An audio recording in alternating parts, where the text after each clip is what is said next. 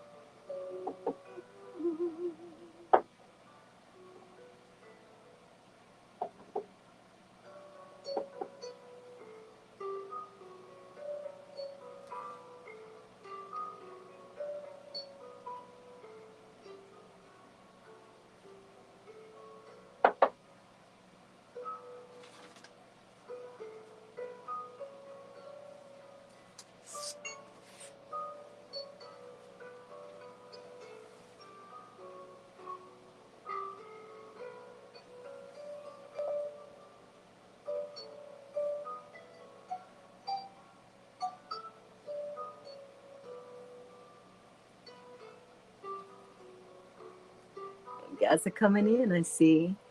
Hello, we rid world. Hi, Candy. You like my little tiny house? Let me turn it this way. Do you realize that this is a tiny house? This is 12 by 32 feet. It's a double lofted cabin. I have my whole house in here, my kitchen, my living room, my dining room, my guest room, my entertainment center, my library, my bedroom, my dressing table office. And I even have enough room for a baby grand piano. You believe me? How much you want to bet? Come on, how much you want to bet?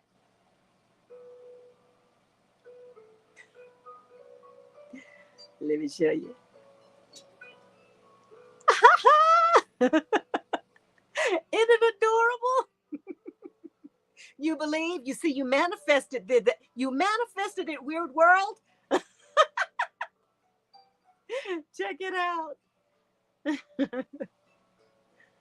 Oh my goodness. All right, let me turn around here. Let me go ahead and turn this music off, and then we'll go ahead and get started. This is just going to be a little short video because I got work to do. But I said, let me go ahead and no, I don't want to put this in the trash. Cancel. I said, but let me go ahead, since I had everything set up.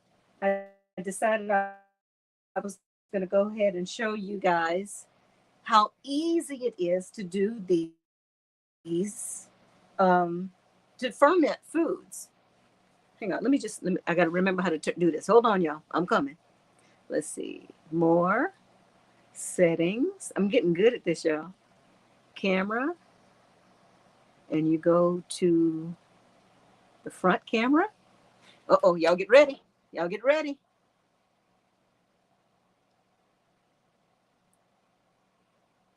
Pow! I did it. Let me turn this up. This is my little tiny kitchen. If anybody wants to see, it's kind of junky, y'all, right now, but this is my little tiny kitchen. Just itty bitty little kitchen, and I do all of my canning right here. So whenever somebody tells you that oh, I can't make it in a tiny house, yes, you can.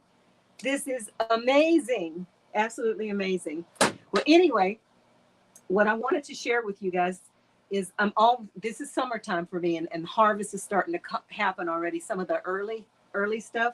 Say, for instance, like the garlic scapes. I don't know if you guys know what garlic scapes are, but it's just the top part of the when you plant your garlic in the late spring, it shoots off it's a little shoot. It shoots off the top, and it's called a scape. And at the tip of it, it has a flower. Just pretend this is all connected, okay? Hold on. I should have left one intact for you. But just pretend this is on top of the garlic is growing. Y'all kind of see that? Well, anyway, this part right here, if you allow it to, it will make this beautiful, beautiful flower and all its seeds will come out. But when that happens, it causes all the nutrients and all the energy to go toward producing that flower. But we don't want to produce that flower. We want that head of garlic, don't we? So what we do is we go through and we snip these little garlic scapes off. So all of the energy now goes down to the root and we get those nice big bulbs that we like. But this is an extra treat. These taste absolutely delicious. They're very tender, very garlicky as well. You can add these to soup, stews, stir fries. You can even make pesto out of these. And I was going to make some if I have any left after I finish pickling, doing the lacto fermentation on. I'm trying to get 5 quarts out of this container right here. You think I can do it? I'm going to try. But anyway, the rest of what I'm going to do, that's what I was saying. I was talking about the pesto. You can take some of these and you, instead of using the garlic cloves that you use for pesto, you use the scapes with organic olive oil and Parmesan cheese and pine nuts and basil. And I have lots of basil out in the garden too. I'm going to be making some of that as well if I have some left over. But I'm going to be making some anyway. And then what's left over are the scapes. You don't want to throw these away either, guys. These garlic scapes right here, these are just the tops. I had to go through and take all of these little tops off. Now you could probably go through and take these go through again and take the little flowers off and, you know, mash that up and make pesto out of that too. But I decided I'm going to use this. My friend Tim gave me a tip about using this as a natural pesticide. So say, for instance, I mentioned that potatoes do not like the alum family or the garlic family. I don't know if they're in the same family or not. But anyway, you take these and just go sprinkle them all around your potato plants, all around your tomato plants, all around your pepper plants. They don't like the stink. We like it. Delicious. But they don't like it. And it just decomposes back in the ground. No waste, free pesticides, okay? All right, and another thing I'm going to use in here is my radishes. I went and picked these radishes actually yesterday, and I cleaned them up and quartered them. They're kind of small like that. And what I do is you can't really see it, but I just cut them either in half, depending on how big they are. But I just quarter them like this and then just put them in, you know, get them ready, get all your prep work. Once your prep work is done, it's so easy. And then I also picked some beautiful basil. All of this is from the garden. Isn't that amazing? I love it. And those of you who say that you can't grow stuff because you don't have a yard or live on a farm or whatever, these were growing, actually most of this stuff was grown in a container bed. You can do these in buckets on your patio or by your back door. I would say in your car, but that wouldn't work. That wouldn't work. But anyway, I had to make myself some notes to make sure I don't miss anything. But what we're doing today, this is called a lacto brine. And the mixture that I'm using is a 3%. And you need it. It can be either from 2% to 5% to do your lacto fermenting. And you can ferment any vegetable, I think. So this is another way too. You can preserve food, guys. You know, if you don't know how to can or you don't have the capability of canning, you can always find some sea salt, and be sure you use sea salt. Do not use the iodized table salt. because the iodine throws everything off. And the water too that you use, guys, you want to make sure that you don't use the city water. If you know there's chlorine in your water, don't use it. I'm on a well system, so it's okay for me to use the water here. But if you in the city, go and get you some bottled water if you want to do this fermentation thing. But this is just another way besides canning, pressure canning, and water bath canning. This is another thing that you can do to preserve food, and it's really good for your gut too. I don't know all the scientific stuff about it, but it's supposed to help with your gut health. And so I hadn't been doing this, but a friend of mine suggested I try this, so I'm trying it. So what we're going to do today is I did one already to kind of show you what I'm doing here. You get your jar and you just put some of your garlic scapes or whatever vegetable you're putting in. And then what I did is I just put a layer of radishes in with a little bit of dill. If you can see that, let me see, turn it. No. You might be able to see it, the dill right there. The dill, and then go again with another layer of your garlic scapes and another layer of your radishes and some more of your dill, and then one more layer of your vegetable or your garlic scape. And the brine too, let me explain to you about the brine. What I'm doing for 5 quarts, it's 1 ounce of sea salt per quart. So what I did is I prepared my, let me see if I can turn it over here so you can see in the pot on this side. Yeah, there we go. I just put my 5 quarts of water in here and put my 5 ounces of salt in here, and you heat it just enough to get it to dissolve the salt. And you have to use something that's non-reactive, a wooden spoon or something like this, because if you put metal, say for instance aluminum, or it'll have a reaction. It'll start etching your utensils. And anyway, so you don't want to use an aluminum pot or anything. Make sure it's stainless steel. Okay. So, all right, where I leave off at. All right. Oh, and after you do that, you make sure your mixture is hot. You don't have to boil it or anything like that, but just make sure that salt is dissolved. And then you just pour it in, the liquid, right over your vegetables. And you always want to leave a little headroom. Let me show you here too. If you can see how, yeah. You see where my water level is, or my liquid level is, and also the you don't want to have your vegetables to go past this lip. Get on this side. You don't want it to go past that lip, okay? Because you don't want anything touching the inside of your container. And I would much rather this lid for fermentation, guys, but I couldn't find the size that I needed. So I've done it before in these. It's not really recommended, but just make sure that the salt doesn't touch that, and you keep it covered. You don't want to put it super tight, but just enough to kind of seal it a little bit. And you leave these in room temperature, in a cool, dark place, and just let it stay in room temperature for about 7 days. But every day, you're going to start seeing it start to bubble. That's when the fermentation is, it's when the fermentation is starting to happen. And every day you want to go in and just crack the lid open, and it'll give it a burp, boop, and you'll when you open it, you'll hear it go psst, because that fermentation, the chemical process is happening that causes the vegetables to, it's killing any harmful bacteria in there, and it allows the other bacteria to come in that's going to actually ferment the vegetables for you. And once this is done, after about 7 days, you want to start tasting it a little bit.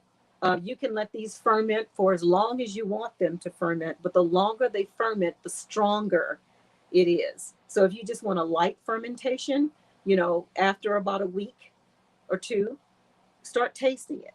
And if it tastes good to you, then stop it. So just put it in the refrigerator, and that stops the process. And then once it's in the refrigerator, these will last a year in your refrigerator. Okay? Oh, and another thing I added to this too. Some people like a lot of spice. I do sometimes, but for this, I didn't want a lot of spice. So you can use red pepper flakes if you want to, but I prefer to use just a little bit of cayenne. Hi-yah! So I just put maybe like a, what is this? About an eighth of a teaspoon, and just pop it in there and just give it a swirl and then just wait. So, all right, let me just go ahead and do one with you guys now so you can watch me do it. All right, let me put this down, camera down a little bit more so you can watch. Can y'all see? Where's my glass? There we go. Yeah, you can see there. There we go. All right. And my hands are clean. I haven't been digging, I promise. Okay, and you just grab some and just pop them in your jar. And the jars have been sterilized. You want to make sure that your jars are very clean. Just pop them in. And you want to pack them not super tight, but you don't want them to be floating around. So you want to try and, get them down a little bit. Come on, baby, get in there. And you can use a spoon, but I like to touch my food. It gives it that extra love. So you get one layer in, and then you grab a few of your radishes, and you pop those in. And it makes it pretty too, all beautimous and stuff. Y'all didn't know that was a word, huh? Beautimous. I think I stole that from Honey Boo Boo Chow. All right, and you just put a little sprig of dill in there. And I'm just gonna go ahead and put my little pepper in there. See, just a little bit of pepper. And sprinkle, sprinkle, sprinkle. Okay, now we're ready for the next layer. See how easy this is? Easy peasy. No waste, guys. No waste. And again, you can do this with any vegetable that you desire. Yeah, I'm going to make some kimchi as soon as I can get my hands on some good organic cabbage or some bok choy. Actually, the best one that I've found so far that I really like is called tatsoi bok choy. They sell the seeds at Baker Creek Seed Company. Yummy. Yummy, yummy. It's mild. And it grows so, so easy. And let's put another little sprig of dill in there. We're going to make this one a little bit diller. Whoop.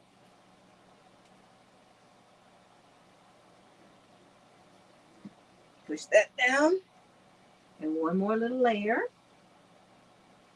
of these.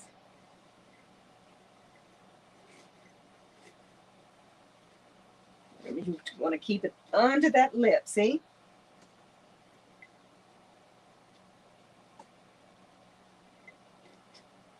Isn't that pretty? Clean, clean food. All right, so see? Got it all packed in there nicely. Now, I'm just gonna dip this, guys, because it's kind of hard for me to keep moving the camera. So I just dip from my pot. Uh-oh, my battery's going down. Hold on. Let me do this real fast. And you just pour it in. Let me get my my charger. It's dying. Hold on. Y'all know I couldn't do this.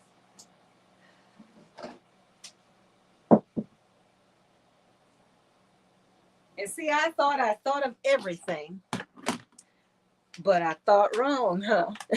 I thought I had it all set up. All right.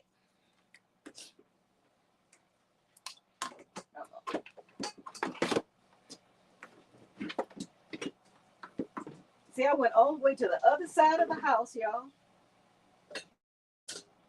And I wasn't even gone but a minute. Not even a minute, huh? All right.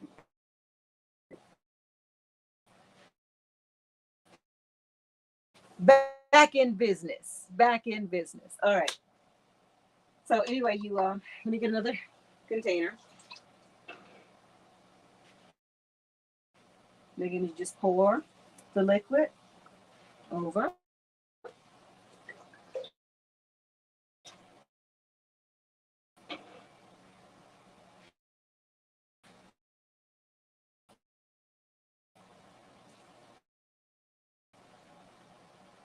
Just right up to the lip.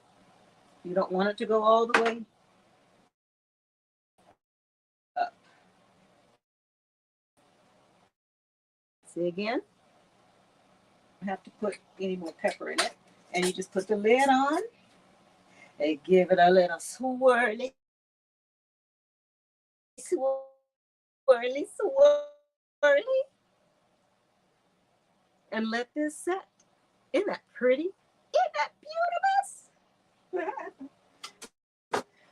Okay, before I get off, actually I'm gonna say hi to y'all too, but let me show you what else. Oh. Nope, I think I told you all of that. Nope, no chlorine and no iodized salt. So yeah. So anyway, that was easy, wasn't it? Isn't that easy? Easy peasy. Okay, now the other day I went. I said, "Can I? Are you going to use your to pick about pounds of mulberry for free?" All right. Okay, now this pot right here, guys, I was able to purchase this pot at a garage sale. I want to say 15 years ago. I bought this pot at a garage sale. I think I paid like $5 for this thing. The best investment I've ever made. This thing is amazing. This is what you call it's a steam juicer. And what I did, I need to find me a handle for this. But oh, all right. Let me just turn the camera on because this is hard. Hold on. That's what I can do. Hold on. Let's see. Settings. Camera. Back camera. And I think I got it. Yes, I did it. Okay. Isn't that much better? Oh my God. All right. Anyway, these are the mulberries. When I first, they were up to here, guys. I had a mountain of mulberries right here. But what you do is you put water in this bottom reservoir right here, fill it up to about here with water, and you get the burner going, and it once the water starts boiling, it causes the steam to go up, and it causes the berries to weep. They start cooking down and juices fall down, and there's a reservoir. This next container, see how it's kind of hard for me to do it with this hand, but it comes up. Uh-oh. Hold on. I got to put this back on the, hold on a second.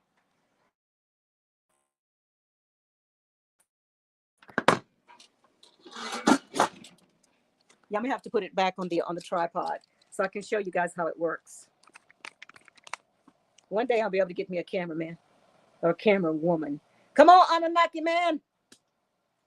Make yourself known, and since you come to visit, you need to learn how to do stuff. I'll show you how to do stuff here, and you show me how to do stuff in Anunnaki land. Wherever you come from, wherever we come from. All right, let me try this again. More settings. Nope. Okay, here we go. Bring this down because I want you to see this. This is so cool, guys. All right, now I can show you because I can take this off now with no hands. So see how this basket comes off? Can you guys see that? The basket comes off, and it's like a little reservoir in there. And all you do is you just pour. Pure juice. I do this with blackberries, so I can get pure blackberry juice because I can't stand the seeds. I do this with plums, if you just want the plum juice. Isn't that cool? And then the pulp that's left over, I either feed it to the birds or the chickens, or You can make fruit leather out of it as well. All right, let me turn the camera. Let's see, this way. Nope. All right, I'm making myself drunk. Let me try this again. More. Put the camera back this way. Y'all are so patient with me. Thank you, darlings. You know, Miss Monica, try. Camera. And I need the front camera again, and done. And that should work. Yes. All right. Now, move this out of the way. Let me show you what I'm doing. So from the berries that you saw in the reservoir there, this is what I've already been able. This is all mulberry juice. And this is what I just poured. This is the last of it from the pot. Check that out. Can look at that. Look at that. This is, I think, a gallon, if I'm not mistaken. This is a gallon of mulberry juice. Out of this gallon of mulberry juice, every 4 cups of juice, I can make about 12 jars of jelly. Look how much, look how much. Look at this. Look at this. Free. And I have to buy the jars and the pectin and the sugar and all that. But if I had to buy these berries, do you know how much that would have cost me? So if you guys see stuff growing, and it's falling to the ground, go ask. Because the worst that they can say, like my grandma say, is no. But most of the time, it is a yes. So let me sit here on my sofa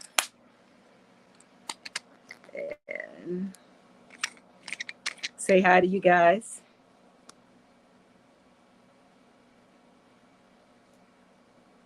Well, let's see. It's just really okay. It is very comfortable. Yes, it is. That's all the space I need. Actually, yep, you're so right about that. Let's see, we have a bad mold problem, so can't plant anything where I live. Oh, okay. I'm sorry, darling. Not even outside?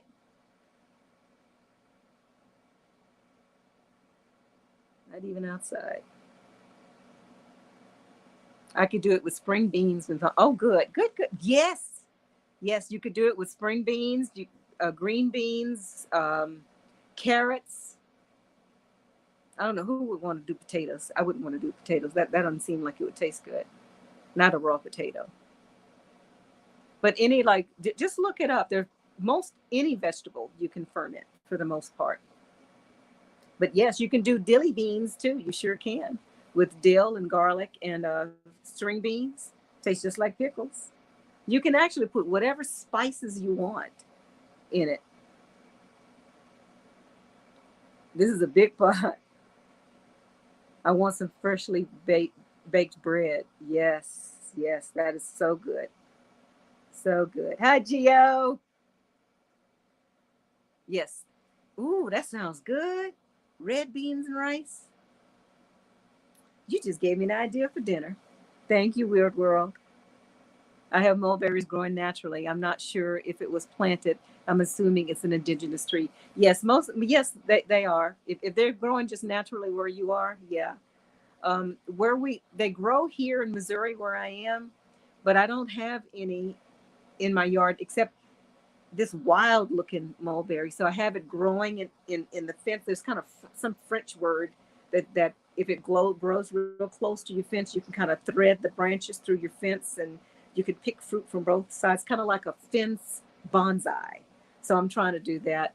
But the person that I gleaned all these berries from, I'm going to go back and ask him if I can take some cuttings. And I'm going to try my hand at propagating me about 20 trees to plant here. Food forest is what I'm trying to do all around my homestead, is plant food that's there, that's close to me. So if I'm too old and can't get to wherever I need to get, at least I can crawl out to my garden and dig me a tomato or something out of there. Oh, let's see. There's different varieties, but To be honest, I don't really like mulberries. They taste bland. You got to doctor them up, baby. I make what I call it's a mulberry pie jam. And I get the juice and with some lemon in it and a little cinnamon and nutmeg. It tastes like mulberry pie. I'm telling you. I am telling you, it's delicious. Let's see.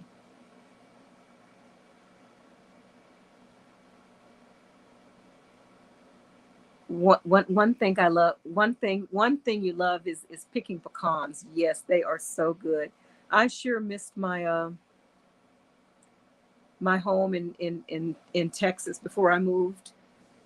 I was born and raised in Texas, but there was a property that I had I know 7 pecan trees, and there was several that had these little bitty tiny pecans, but the fat content of the oil content was so rich in these pecans. It was worth it to get that meat get the flesh of those pecans. And then I also had the regular size, medium sized pecans, and I also had paper shell pecans. They were, my goodness, as long as my thumb from joint to joint, and you just barely touch them.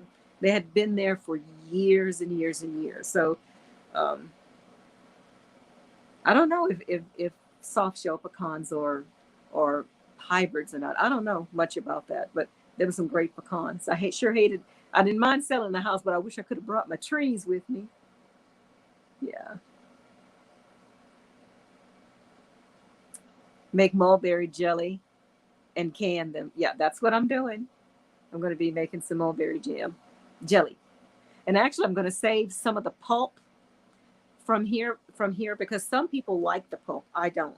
But I'm going to do a half a batch with no pulp in it, and half a batch with, I'll just maybe take a half a cup of pulp and add it to the juice, and that makes jam, because jelly has no fruit pulp or seeds in it, but jam has little bits of fruit in it, fruit or seed. So I'm going to have some that's mulberry jelly and some that are more mulberry jam. I bet it would be good with scones or tea or pancakes. Absolutely. Potatoes are poisonous if not cooked. Thank you, Gio. I knew that the greens, the the any potato except a sweet potato, the greens are poisonous. But I didn't know that eating raw potato was poisonous. Thank you for that. Y'all make a note of that. Don't y'all go eat no raw potatoes. Let's see, sweet potatoes. Yeah, and that, let me go back to the greens. The sweet potato green is the only potato green that you can eat.